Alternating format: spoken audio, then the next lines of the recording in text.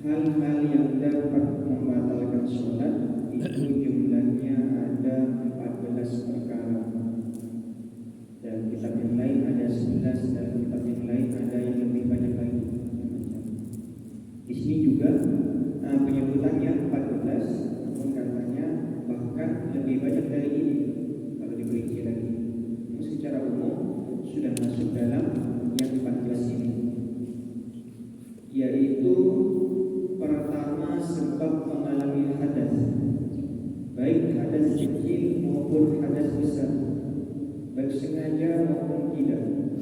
Ketika hadas di dalam sholat, otomatis sholat dapat menjadi batal. Yang kedua yaitu kejatuhan benda najis.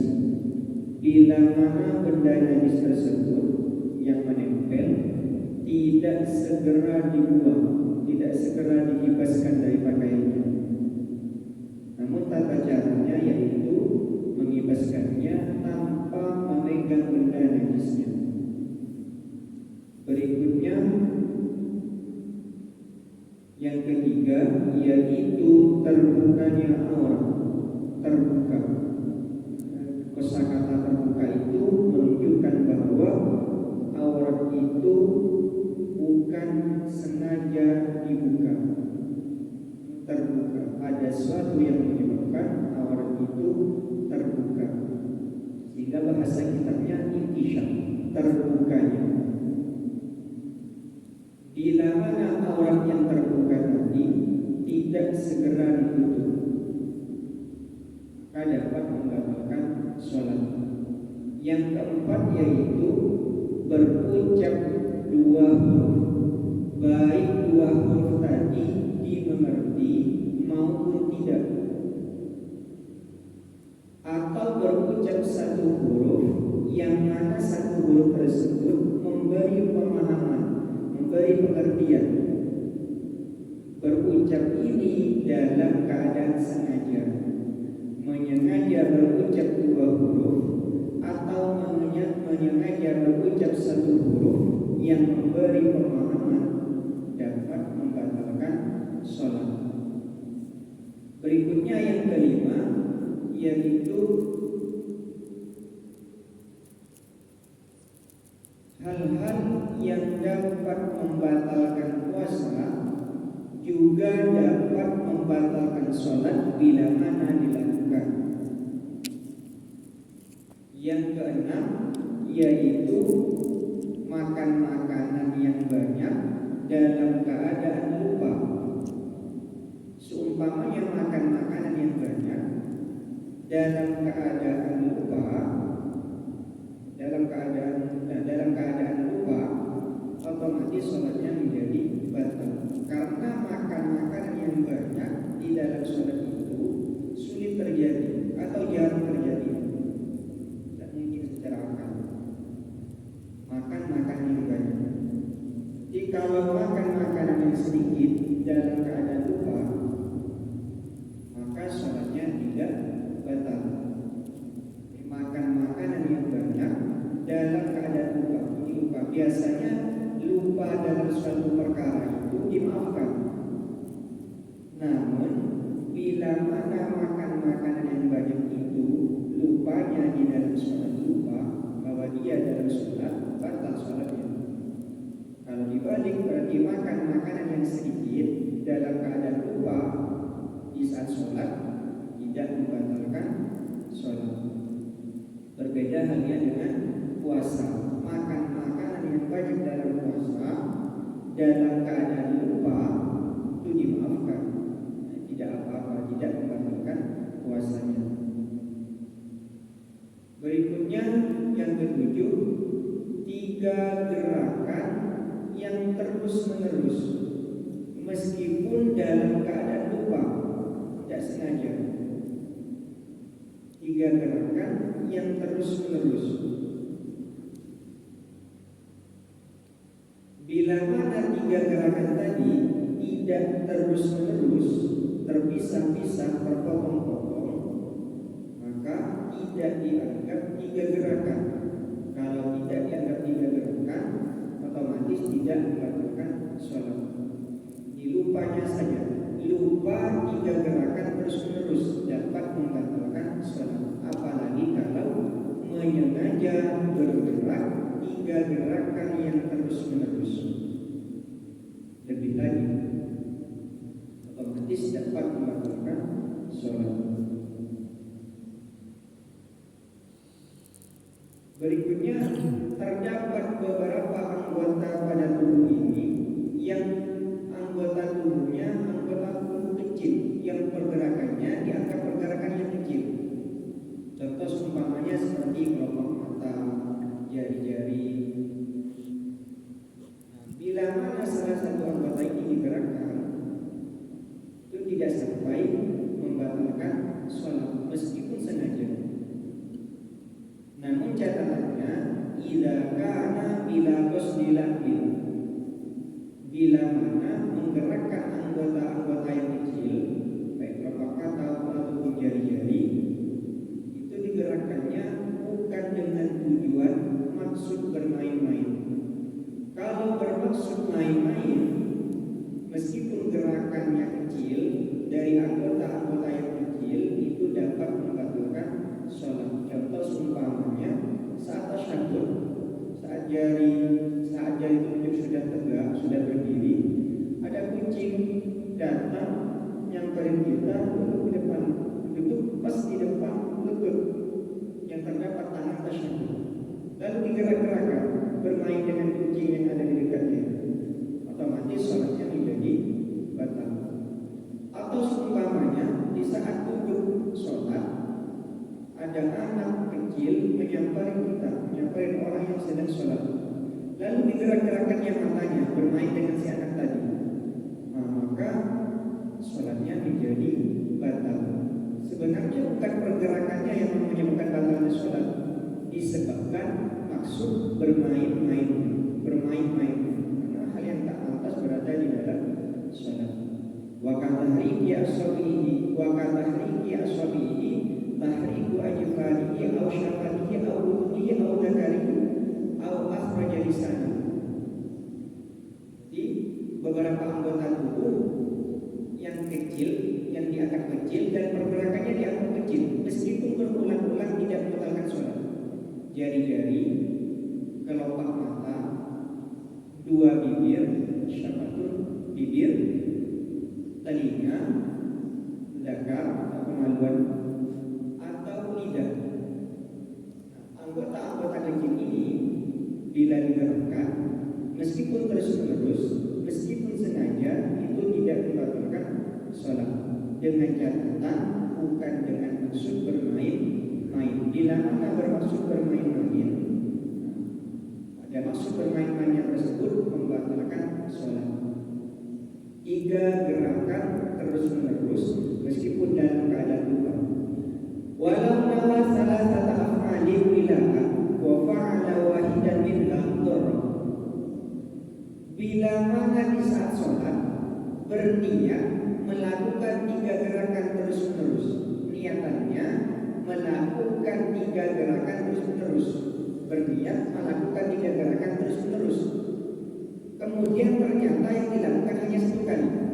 Seumpamanya berniat melangkah 3 kali, berniat menggerakkan kepala 3 kali, namun dilakukan hanya 1 kali, niatnya 3 kali, prakteknya pekerjaannya dilakukan hanya 1 kali, maka hal tersebut dapat membatalkan sholat. Kenapa? Padahal gerakannya hanya 1 kali, niatnya saja, niatnya 3 kali, pekerjaannya hanya 1 kali saja. Li'annahu qasadal mubtila wa syara'a fihi kama law syara'a fi salasati af'alin bila'an min ghairi niyatin. Karena orang tersebut dianggap bermaksud melakukan perkara yang membatalkan, berniat melakukan perkara yang membatalkan, dan dia memulainya. Kalau tidak memulai, maka tidak apa-apa. Contoh seumpamanya berniat 3 gerakan atau lebih, tidak dilakukan, maka tidak masalah. Namun bila mana niatnya 3 gerakan atau lebih, 3 gerakan terus-menerus atau lebih, kemudian dilakukan 1 kali, berhenti berhenti, satu kali berhenti, tidak sampai 3 kali, namun niatannya saja 3 kali, maka hal tersebut yang membatalkan sholat karena dianggap berniat atau menyengaja melakukan perkara yang membatalkan sholat dan dia sudah memulai. Nah, kalau tidak memulai, niatnya itu tidak diperhitungkan. Ini terkait tentang pembahasan ini dari sampai 7 hal yang membatalkan sholat. Sebelum dilanjutkan ada hal-hal yang lebih diperjelas untuk dipertanyakan karena kesepakatan sebelumnya. Dipersilakan terlebih dahulu. Saya Ustaz. Ya. Tentang perkara yang membatalkan sholat akibat makan yang banyak tanpa sengaja, itu kan batal sholatnya. Kemudian dilanjutkan dengan memakan dalam jumlah sedikit tidak sengaja tidak batal kan gitu. Nah pertanyaannya,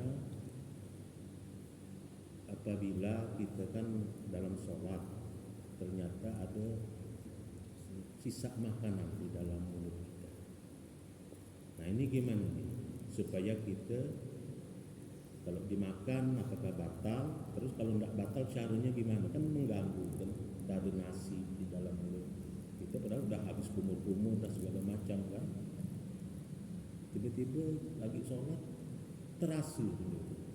Nah, kalau dimakan apakah batal, kalau tidak batal gimana caranya, itu ya Pak. Terkait tentang makan makanan di dalam sholat, kadar pertama, kadar sedikit dan banyak itu dikembalikan kepada umur atau kebiasaannya. Kalau hanya 1 butir 2 butir biasanya dianggap sedikit, kalau lebih dari itu biasanya dianggap banyak. Kemudian makan makanan yang banyak, batasannya itu nasian, catatannya itu nasian, dalam keadaan lupa bahwa ia sedang sholat. Lupa kalau sedang sholat. Kalau di luar sholat kan makan makanan itu sedikit atau banyak boleh, tidak ada batal, ada ini dan tidak ada haramnya, boleh. Namun ketika sholat, segala hal yang halal di luar sholat itu menjadi haram bila mana dikerjakan, batal sholatnya. Makan makanan yang banyak dalam keadaan lupa bahwa ia sedang sholat, maka tidak membatalkan sholat. Kalau dibalik berarti makan makanan yang sedikit dalam keadaan lupa kalau sedang sholat, lupa kalau sedang sholat, bukan lupa makanannya, lupa dalam kalau dia sedang sholat, nah, itu tidak membatalkan sholatnya. Terus dijumpai terkadang ada sisa sedikit dari makanan yang melekat pada celah-celah gigi. Maka hal yang betul adalah bukan ditelan, karena macam apapun bentuknya, sedikit atau banyak, bila sengaja sadar kalau sedang sholat, itu dapat membatalkan sholatnya meskipun sedikit. Kalau sadar bahwa ia sedang sholat, itu dapat membatalkan sholatnya. Nah, bila mana dijumpai terjadi dialami ada celah-celah yang keluar dari gigi, sisa makanan, maka yang betul itu sisanya tersebut dikeluarkan, jangan ditelan, dikeluarkan sehingga tidak membatalkan sholatnya, dikeluarkan. Ambil gitu ya. Dengan catatan tadi, kembali ke catatan berikutnya bahwa tidak boleh pergerakan 3 kali yang terus-menerus dan yang terus-menerus. Yang sampai ingat, bukan hanya di satu, contoh dari tangan dan kepala. Tangan diangkat satu, kepala bergerak lagi. Kalau sampai 3 kali pergerakannya meskipun dari 2 anggota tubuh dapat membatalkan sholat. Ini bisa dihindari. Pernah mengalami juga. Jadi mungkin nanti kan biasanya lidah, pergerakan lidah yang bertugas mengeluarkan ini sampai ke bibir ya. Kalau sampai ke bibir nanti bisa diambil. berarti kan gimana ya? Kalau kita dorong-dorong sampai ke bibir kan anggota tubuh yang lain, misalnya lidah kan bergerak juga. Jadi tadi Diambil pakai tangan. Apakah itu nanti tidak membatalkan sholat? lidah itu termasuk dari dimasukkan termasuk dari anggota-anggota tubuh yang kecil. Pergerakannya juga dianggap kecil, meskipun banyak terus menerus itu tidak apa-apa, tidak membatalkan sholatnya. Pergerakan itu. Terus meskipun ada di dalam lisan, di dalam mulut, yang penting tidak ditelan sebenarnya. Yang penting di situ yang tidak ditelan. Selama tidak ditelan, tidak membatalkan sholat. Selama tidak ditelan, tidak usah dimainkan. Maksudnya hilang, tidak sampai dipasangkan itu. Cuman kan Ustaz biasanya ketika ada barang, jadi mulut kita itu kan lalu keluar liuram gitu kan. Jadi mengganggu. Mengganggu konsentrasi. Iya. Nah, jelas nih. Jelas. Diperjelas kan? Artinya gerakan yang bisa membatalkan sholat mohon dikoreksi. Kalau ada saya pernah mendengar penjelasan bahwa pergerakan yang bisa dikatakan pergerakan yang bisa membatalkan sholat itu pergerakan bau. Tapi ketika bau ini tidak bergerak, itu bukan termasuk tadi pergerakan yang bisa membatalkan sholat. Misalnya kita dalam keadaan diam, kemudian ada barang di mulut misalnya, baunya tidak bergerak, tapi tangannya yang bergerak. Itu ada penjelasannya, itu bukan termasuk daripada pergerakan yang bisa membatalkan sholat. Jadi dari keadaan diam. Tidak dihitung lah ya gerakan Tidak itu. dihitung. Jadi bau ini tidak bergerak, kemudian mengambil sesuatu di mulut kita misalnya. Jadi ini tidak dipangkas segini aja yang bergerak. Itu benar Pertama, terlebih dahulu kita melihat pada anggota tubuh itu dibagi menjadi dua. Ada yang dianggap anggota besar, ada yang dianggap anggota kecil. Jadi kalau dalam terletak nanti anggota besar ini bila mana digerakkan 3 kali terus menerus membatalkan sholat. Anggota yang kecil meskipun digerakkan 3 kali terus menerus bahkan lebih sekalipun tidak membatalkan sholat selama tidak bermaksud bermain-main. Anggota besar itu pada anggota tubuh lengan, kepala, kaki dan badan. Lengan, kepala, kaki dan badan. Ini kalau bergerak terus-menerus itu membatalkan sholat. Lengan, kepala, kaki dan badan.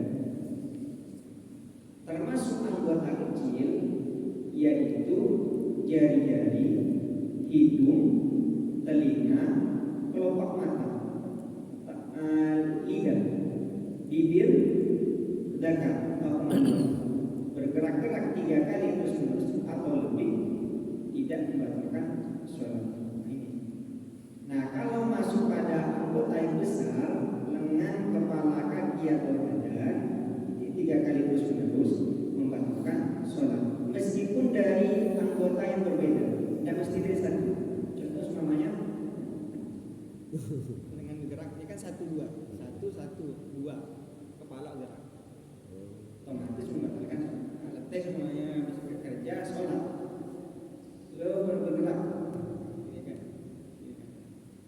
Pergerakan tangan kanan 1, kiri 1, kepala 1 membatalkan sholat. Bila mana?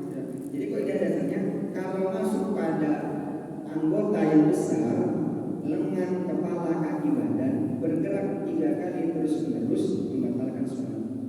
Nah, di luar anggota ini, anggota kecil kan tidak apa-apa. Nah, masukkan saja. Masuk ke bagian mana? Masuk ke bagian anggota yang besar yang bergerak terus-menerus atau tidak? Kepala, kaki dan badan. Kalau diambil dari ini, otomatis lengannya juga masuk. Lengan. Tapi kan tak termasuk bau. Karena itu kan Bukan kali ini. Jadi kalau ada penjelasan itu, kalau misalnya kita terpaksa ada keadaan gatal, tidak. Tetap Iya. dia tetap apa? Ininya tetap ini. Baunya tidak bergerak. Baunya tidak bergerak. Jadi ini tidak bergerak baunya. Bau Diskusi ini yang bergerak. Ini yang bergerak. Jadi kalau problemnya semuanya gatal, pergerakannya tetap dihitung, tapi tidak batalkan soal pergerakannya. Hitungannya tetap dihitung. Toh semuanya sedang ini lalu di bahu. Pergerakan ini dihitung satu tadi satu. Udah tetap. Maksudnya bau tidak bergerak. Ya, meskipun bergerak sekalipun bergerak satu, masuk hitungan satu. Di situ diam, gerakan jari-jarinya yang bergerak berapa kali pun tidak membatalkan sholat. Bukan masalah itu, bukan masalah pergerakan yang intinya. Hitungan tiganya, kalau tak sampai hitungan tiga membatalkan sholat. Kalau tak sampai masuk hitungan tiga tidak membatalkan sholat. Jadi caranya digerakkan, didiamkan, yang bergerak jari-jarinya. Kalau punyanya begini, mantap. Ininya bergerak. Jadi benar, disampaikan saja di mana pun. Contoh seumpama berdiri, kadang pak. Hitungannya dihitung satu. Yang berikutnya tidak dihitung lagi karena bagian anggota yang kecil dianggap bagian anggota yang kecil. Iya. Oke Pak ya. Yang lain tentang pergerakan. Yang dimaksud 3 kali terus menerus kan tadi kan bahasa. Iya. 3 kali terus menerus. Misalnya tapi kalau sembahyang maghrib kan 3 rakaat. Nah, tadi kan bergerak 1 kali sujud, ya. Terus di rakaat kedua ada bergerakan lagi, di rakaat ketiga itu apakah termasuk terus menerus enggak? Sudah. Oh, Bahasanya Satu kegiatan makanya Ini gini, bukan gerakannya sebenarnya Oke. 3 kali terus menerusnya. Mau gerak silakan, apalagi duduk, gatal atau ada nyamuk gigit. Yang patut dihindari 3 kali terus menerusnya. 3 kali terus menerusnya. Ya bayang sekali. Saatnya yang sama. Saya bergeraknya itu. Oh sekali sujud berdiri masih kurang gatal ruku masih ada masih tidak itu ya. Jadi dulu diselai dengan kan kipas angin kan rukun. Tidak terus 3 kali turun. Tiga kali betul-betul. Beda masalah. Itu 3 kali. yang tengah sholat menghidupkan kipas angin itu kan. Berarti terus menerus. Kemudian barangkali ditambahkan pergerakan yang diikuti pergerakan sholat. Sholat subuh. Misalnya dalam kita kan Apa? dalam keadaan Beda. misalnya ada barang apa itu termasuk pergerakan sholat? Allahu Akbar. Nah, itu di pergerakan sholat diikuti dengan pergerakan yang lain. Nah, memang ada penjelasan Nyambil. diikuti gitu, tidak termasuk yang tadi hitungan tadi. Itu gimana Ustaz? Kembali lagi tadi bahwa segala pergerakan itu sebenarnya bukan intinya bukan pada pergerakannya, pada 3 kali terus menerusnya. Mau bergerak silakan. Yang penting dijaga jangan sampai 3 kali terus menerus. Makanya tadi kan prakteknya ada sampai 3 kali. Sekali. Itu kan. Yang patut diwaspadai 3 kali terus menerus. Sering terjadi kadang tasbih atau kacamata atau hal yang lain. Sama kayak seumpamanya ada kucing di depan sujud tidak bisa. 3 kali terus menerusnya itu yang mau terjaga. Pergerakannya silakan bergerak. Mau sujud gimana kalau tangan cuma tampaknya satu tok sempit pas untuk satu pas tidak bisa menghindar. Oh ini kan kan luas, ada kucing di sini bisa pindahkan ke malam. Ternyata kok hanya satu kok, yang mau digeser, geser bergerakkan. Yang patut diwaspadai 3 kali terus-menerusnya. Sama halnya seperti mengisi sok yang kosong di depan. Itu dianjurkan bagi makmum yang di belakang untuk mengisi sok di depan yang kosong. Sebenarnya dari awal sholat itu imam berkeharusan untuk mengingatkan makmum merapatkan, meluruskan soknya. Karena sudah seperti itu, saudara. Sehingga tidak ada lagi sok yang kosong, tak perlu lagi makmum belakang mengisi sok di depannya yang kosong. Karena kalau kosong nanti fadilah soknya itu berkurang atau bisa saja hilang. Fadilah sok, fadilah jamaah. Jangankan kosong, terisi anak kecil di bawah umur saja, nanti fadilah soknya. Karena rangkaian sok itu sok awal-awal itu diisi oleh orang-orang dewasa, kemudian anak-anak, barulah perempuan. Kalau rangkaian sok yang sunnah itu tidak sesuai, otomatis fadilah soknya berkurang atau fadilah berjamaahnya berkurang, fadilahnya atau sada tidaknya tidak berkesan. Ini Pak Ustadz. Jadi kita dalam sholat berjamaah tadi ini, ketika di makmum, kan batal wudhu, karena sholat ini batal gitu, karena buang angin lah, kentut gitu. Nah sekarang dia harus mau keluar dari barisan saf ini, keluar dari barisan saf, tapi dia harus melewati orang-orang yang sedang sholat itu. Nah sedangkan kita melewati orang yang sedang sholat itu, hukumnya tuh berapa tuh? Ya kan kalau tidak salah 40 hari kayak gitu ya. Sholat kita tidak diterima ini. Nah, ini ada 2 problema kan. Kalau kita tetap berdiri dalam keadaan, artinya kita sholat ini bukan sholat lagi gitu. Kita hanya menjaga saf ya gitu. Nah, nanti mungkin selesai sholat kita baru sholat kembali gitu. Melaksanakan sholat sendiri tanpa makmum gitu. Nah, tapi kalau kita keluar, ini hukumannya kan lebih berat lagi pada diri kita. Kan kita melewati orang-orang yang sedang sholat gitu, karena di situ ada hukumnya gitu. Ikan kalau kita melewati di depan orang yang sedang sholat ini hukumnya itu ada gitu. Nah pertanyaan saya atas ini, kalau kita tetap berdiri saja sampai selesai sholat, walaupun kita tidak ikut gerak sholat itu kita ikutilah gitu, seolah-olah kita tidak batal sholat, tapi kita tahu kalau kita sedang batal sholat gitu. Nah setelah sholat selesai baru kita mengerjakan sendiri. Ini untuk menghindarkan tadi pertama hukum yang akan menimpa kita kalau kita melewati depan jemaah tadi ini. Itu gimana penjelasannya Pak Ustaz? Seumpama terjadi hal-hal yang membatalkan sholat di saat sholat berjamaah,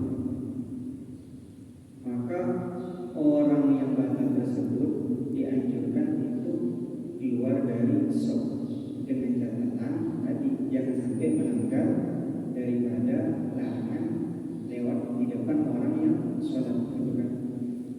Tata cara keluarnya juga sudah dijelaskan kemarin, bahwa dengan cara sambil memegang hidung supaya dianggap darah irisan. Seumpama yang tidak bisa keluar disebabkan oleh barisan sholat berjamaah yang banyak hingga tidak memungkinkan, maka tindakan yang betul yaitu tetap berdiam diri, ambil posisi, mau berdiri silakan, duduk silakan, jangan sampai meneruskan sholat. Yang dilarang itu meneruskan sholat. Sadar kalau batal hadas, tidak punya wudu, tapi tetap meneruskan sholat, hukumnya haram. Tidak punya wudu, batal wudunya di saat sholat, tetap meneruskan.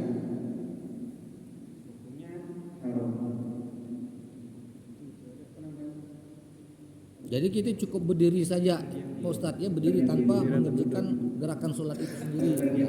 Ya Kalau kita berada dari sub yang belakang kan, yang paling akhir nggak jadi masalah gitu. Kita keluar saja. Ini kita berada di depan sub gitu. Atau dekat pintu yang Kalau sub pertama itu kan mau keluar mana? Udah dua sub belakang. Apalagi kalau sholat Jumat kan. Luar biasa. Kiri kanan. Tambahan saja, seandainya teknis ketika batal dalam sholat tadi sudah dijelaskan dengan memberi syarat apa itu untuk hidung di situ. Kemudian untuk keluarnya, nah itu kalau menengok dulu keadaan. Ketika kita batal kan sudah nggak sholat lagi, jadi menengok nggak masalah. Keadaan ketika jamaah sholat biasa dan jamaah tidak banyak, jadi kita bisa keluarnya jangan menyamping ke belakang. Kalau menyamping kan melewati tempat sujud jamaah-jamaah lain, itu yang tidak boleh. Nah, kita ke belakang, setelah salat ke belakang keluar. Jangan menyamping yang dikatakan tadi bahwa ada hukum apa melewati depan orang itu memang jangan menyamping tapi ke belakang. Tepat di tempat sujudnya maksudnya, jangan dilewati. Kan ada dua pilihan nih, Ustaz. Jadi dua pilihan. Artinya boleh duduk di tempat semula atau keluar melalui katakanlah menyamping. Nah, yang lebih afdal itu seperti apa?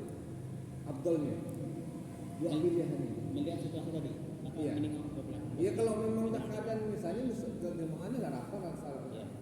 Barangkali Kalau yang tidak memungkinkan, Berarti- di depan atau di tengah dan banyak jamaahnya, lebih baik diam aja. dia Nah, sampai itu afdalnya dia. Biar jelas jemaah. Kalau tidak memungkinkan kedua itu lebih Kalau baik Jumat ya. kan ramai. Kalau Iya, memutuskan iya, dari iya, beliau kanan, kiri, kanan. itu malah tidak dianjurkan, malah dikategorikan menjadi keharaman.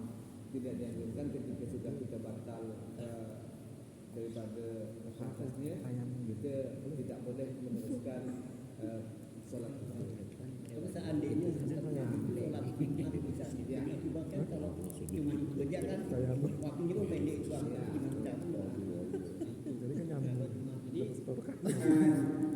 dilihat situasi dan keadaan sholat yang betul. Kalau memungkinkan untuk keluar, maka keluar. Kita yang tidak Keluar untuk berduduk dan menjalankan sholat. Karena kan lebih utama sholat berjamaah dibanding sholat sendiri. Tapi ada hukumnya untuk dihindari, yaitu lewat di depan orang yang sholat yang satu. tidak kejar Bagaimana di sini? dan ketinggalan dua rukun. Tadi Bahasanya. kalau situasi yang memungkinkan untuk keluar, maka keluar. Ada kesempatan lewat celah-celah kan selama tidak di depan tempat sujudnya, karena di area pas depan tempat sujudnya. Kalau sholat dua orang kan kalau di sebelah kanan sini tidak pas depan tempat sujudnya. Ketika Ustaz otomatis tidak melanggar dari hukum melewati orang yang sholat di depan. Kemudian tuntutan sholatnya itu sholat Jumat yang berwajib berjamaah. Wajib berjamaah. Kalau batal sholat Jumatnya diganti Pak, ganti dari satu. Karena sholat Jumat itu dasar kejuruan. Itu sholat Jumat. Nah, jelas Pak ya? Kalau misalnya batalnya pada hari Jumat, ketika Jumat itu kan tidak ada mengulangi sholat 2 rakaat. Karena memang Jumat itu wajib rukunnya memang berjamaah. Jadi kebatal di hari Jumat itu batal di hari Jumat mesti diganti dengan sholat zuhur biasa 4 rakaat. Jelas Pak ya? Nah, biar jelas. Satu kali. Kemudian ini lagi tadi tentang itu. Belum kita kan ngaji. Artinya kita sudah ngaji, paham artinya. Ketika kita sudah paham mesti kita laksanakan. Menutupi sop yang kosong itu dianjurkan. Itu mesti dianjurkan. Jadi kalau misalnya ini bawa anak-anak, kemudian anak-anak keluar, itu dianjurkan kita untuk merapatkan ini misalnya dah anak-anak dia keluar, sedikit kenapa gitu? Ya, cuman persoalannya kan gerakannya kan 3 kali berturut-turut tuh. Iya, kan cuma 1 kali. Kan Anu kosong kaki nih. sebelah satu. Penjelasannya. Kan gitu tadi Pak Ustaz penjelasannya. Ini kosong. 3 kali lah. Artinya tidak sebelah. Jadi ini kosong sebelah nih, mesti kan? Nah, Kita kemarin udah ngaji untuk kaki itu sebelah itu satu, sebelah lagi bergerak satu, belum lagi anggota tubuh yang lain bergerak 3 kali yang dia. Gimana Ustaz? Ikut di kakinya. Kayak tadi itu 2 berarti. Dua Dua. saja Pak. Kanan dan kiri. Sama kalau misalnya kita depan yang kosong nih. 1, Nah, 2, Ya. udah, 3. diam tuh. Iya, kan kalau Tiga 3 kali betul-betul artinya itu. yang membatalkan itu lebih dari 3 kali Pak. 3. Lebih dari 3 kali betul-betul. Nah, 3 kali Coba betul-betul. Ustaz gimana penjelasan? 3 kali Kalau betul-betul. yang lapak samping itu udah salah. Yang 2. 1. Nah, itu 2. Hitungnya 2. Jangan diangkat. Kalau diangkat 1 sudah itu aja. Nah, Berarti seret ya. Jalan Seret. Diam, masih kurang nanti lagi. Diam. Suka diangkat dia tumanina, memisah antara gerakan sebelumnya dengan gerakan berikutnya. Baru bulat lagi. Kalau di depan, Kalau di depan sama. depannya Pak. Berarti banyak-banyak langkahnya. Banyak-banyak. Banyak-banyak. panjang. Iya. berarti berhenti dulu. Berhenti dulu, 1, 2. baru ulang lagi. 1, 2. Berhenti dulu berarti. Tidak harus wajib segera. Iya. Tidak harus wajib segera. Berarti berhenti dulu. Tidak wajib harus segera. Pertanyaannya kita ini cuma ada 1, 3. 2. Tiga. Kalau mau 2 berhenti dulu. 2 berhenti dulu. 3 tuh. Anggap tumak ninahnya Pak Ustaz Nari. Jadi 1, 2 berhenti, tumak ninah, baru sekali lagi melangkah. Sebagaimana tadi yang saya sebutkan bahwa bukan gerakan ya, tidak usah fokus di gerakannya. Hitungannya 3 terus menerus dan sampai lebih 3 pada bergerak gerakan, apalagi tuntutan kayak tadi kondisi so. Tapi yang masalah itu 3 kali terus menerus atau lebih betul-betul. Karena kalau ke samping kan Kalau samping masih bisa. Depan tuh bisa, yang penting jangan sampai terus menerus 3 kali terus menerus bisa. Diulang-ulang. 3 kali terus menerus. Kan tidak begitu kan ini pada Sampai adanya. Jadi kan ada kecil kan? Tidak tahu. Tuh.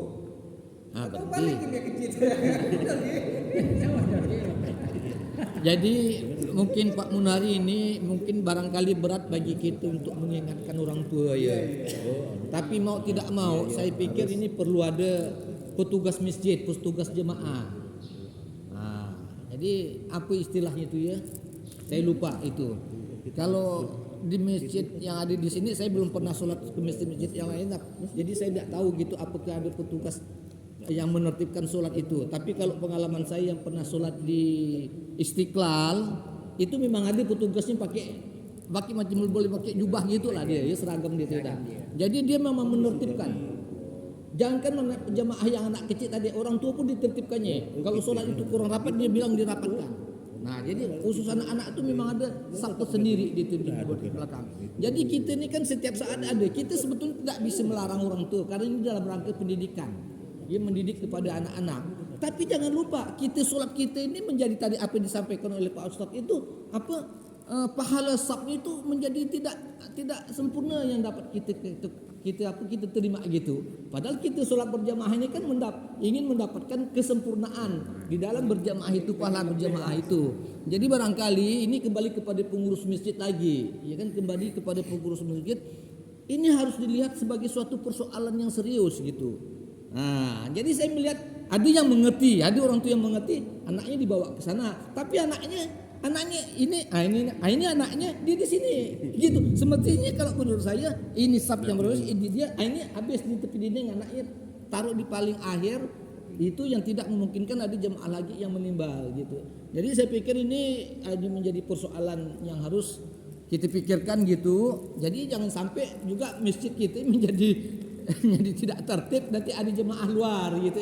Di sana itu masjidnya tidak tertib, anak-anak sholatnya di depan semua ikut orang tuanya gitu.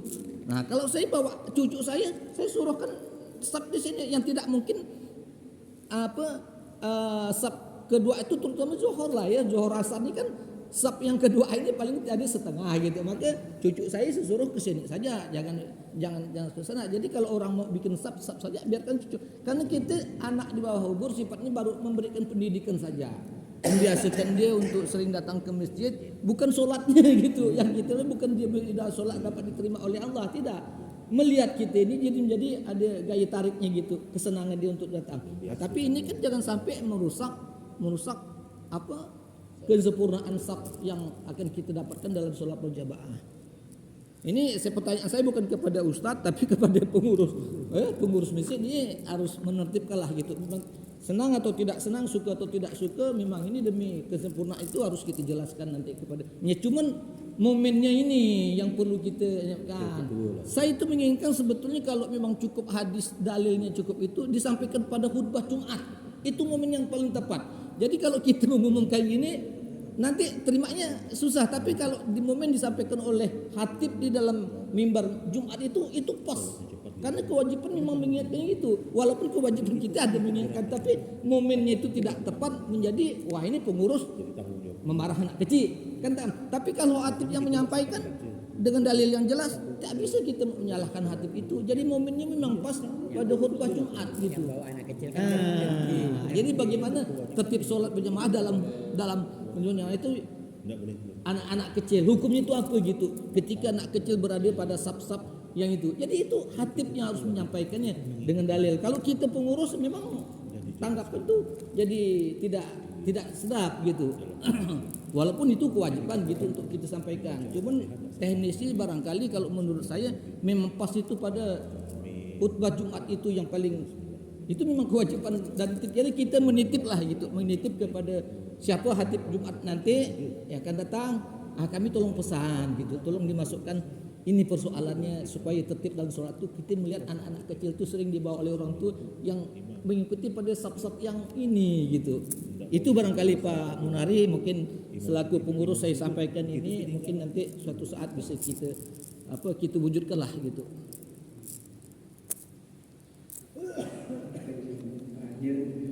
Kaidah hukum itu, kaidah hukum bahwa segala sesuatu apapun yang baik itu bila mana dikerjakan dengan cara yang salah tetap saja salah. Ya, betul. Kayak tadi mengisi sop yang kosong itu betul dan dianjurkan. Tapi kalau caranya salah dan juga dianjurkan, ada otomatis betul. Tujuan yang baik sekalipun caranya salah itu tetap tidak betul. Kayak tadi gatal sekalipun jika tujuannya supaya hilang. Tapi kalau pergerakannya lebih dari 3 kali, batal.